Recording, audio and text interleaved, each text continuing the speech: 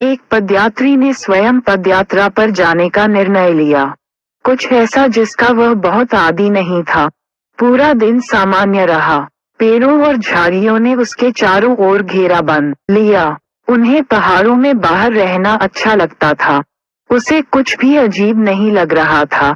ऐसा तब तक था जब तक वह अपनी कार की ओर वापस नहीं जा रहा था। उन्होंने सोचा कि 8 घंटे की पैदल यात्रा काफी अच्छी थी। आसमान में पहले से ही अंधेरा हो रहा था और उसे जल्दी वापस जाने की जरूरत थी। अजीब बात यह थी कि वह पीछे के निशान को न पहचान पाया।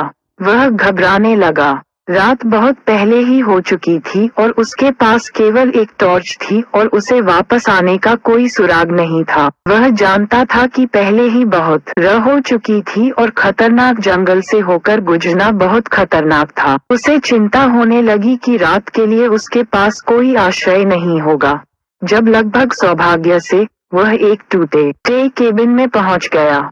यह अंधेरा था और ऐसा लग रहा था जैसे वर्षों से कोई भी वहां नहीं गया था, लेकिन वह जानता था कि यह एकमात्र जगह थी जहां वह दिन के उजाल तक आराम कर सकता था, खासकर जब से उसकी टॉर्च की बैटरी खत्म हो रही थी। उसने कई बार दरवाजा खटखटाया लेकिन किसी ने उत्तर नहीं दिया, इसलिए उसने खुद को अंदर जान।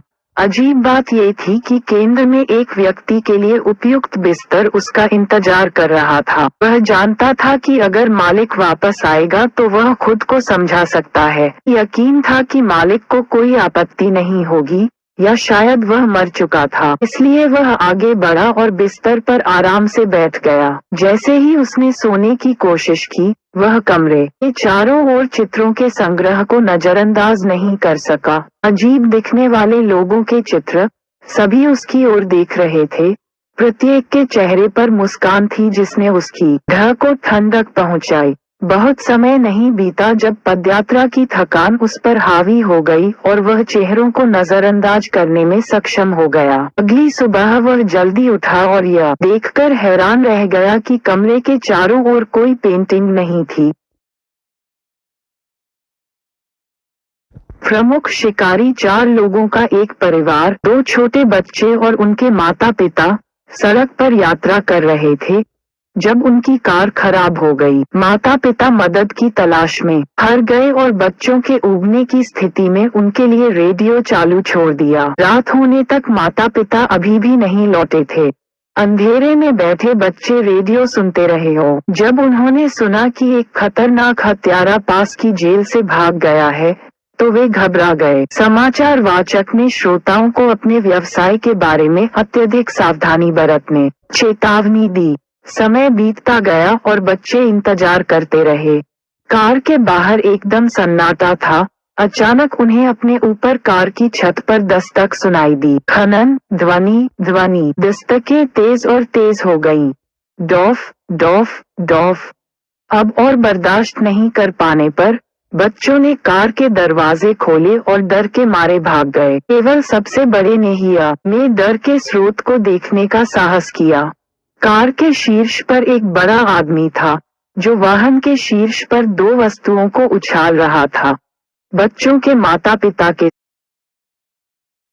एक पिता अपने 7 साल के बेटे को शुभ रात्रि कहने गया, यह अच्छी तरह से जानते हुए कि अगर उसने ऐसा नहीं किया तो उसके बेटे को सोने में परेशानी होगी। यह उन दोनों के बीच रात की दिनचर्या थी। वह मंद रोशनी वाले कमरे में दाखिल हुआ जहां उसका बेटा कंबल के नीचे इंतजार कर रहा था। पहली नजर में पिता बता सकता था कि आज रात उस बेटे के बारे में कुछ असामान्य था, लेकिन वह इस पर अपनी उंगली नहीं उठा सका। वह वैसा ही दिखता था लेकिन उसकी मुस्कुराहट कान से कान तक खींच जाती थी। तुम ठीक हो, दोस्त? पिताजी ने पूछा। बेटे ने अभी भी मुस्कुराहट के साथ सिर हिलाया और कहा, पिताजी, मेरे बिस्तर के नीचे राक्षसों की जांच करें। पिता अपने बेटे का संतुष्ट करने के लिए घुटनों के बल बैठकर जांच करने से पहले थोड़ा हंसे। वहां बिस्तर के नीचे उसका बेटा पीला और डरा हुआ था। उसका असली बेटा। वह फुसफुसाया, पिताजी, मेरे बिस्तर पर कोई है। एक बेटी ऊपर अपने कमरे में अपना होमवर्क कर रही थी। तभी अचानक उसने अपनी माँ को रात के खाने के लिए नीचे आने के लिए आवाज सुनी। वह अपने पैरों पर खड़ी हो गई और सीढ़ियों की ओर जाने लगी, लेकिन एक कदम चलने से पहले ही हाथों ने उसे पकड़ लिया और सीढ़ियों के अलावा कपड़े धोने के कमरे में खींच लिया। वह यह महसूस करने से भले ही घबरा गई कि यह उसकी माँ है, उसकी असली माँ। उसकी आंखें नम और खून से लथपथ थीं। वहाँ मत जाओ प्रिय, मैंने भी सुना है